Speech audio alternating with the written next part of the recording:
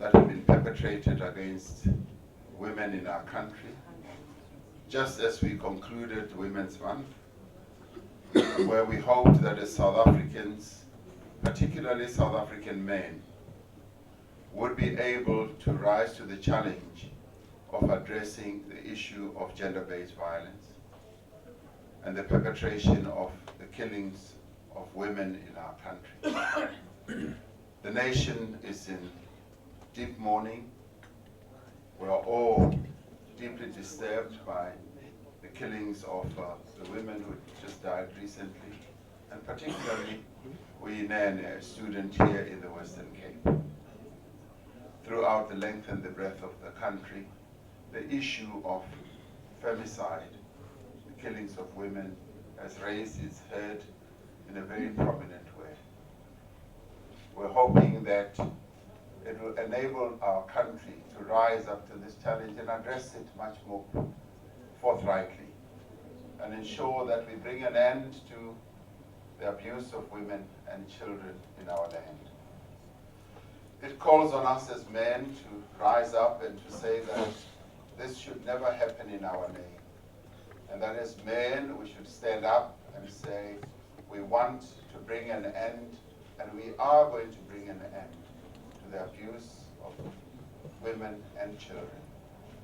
And I'd also like to say that as a government, we are recommitting ourselves to doing everything that we can through the various agencies that we have, the criminal justice system, to make sure that those who are accused of perpetrating this violence against women are brought to book and are dealt with in the most severe manner.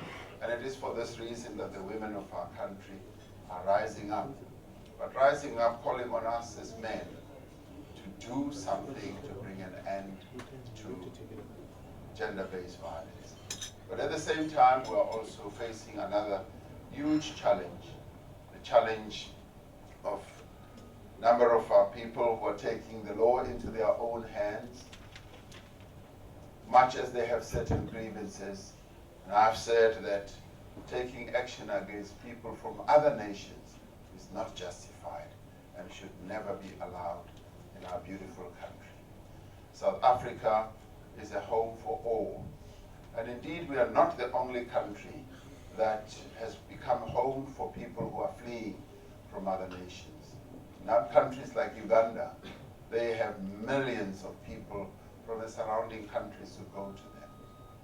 Countries like Kenya, they also have millions of people who throng to their land.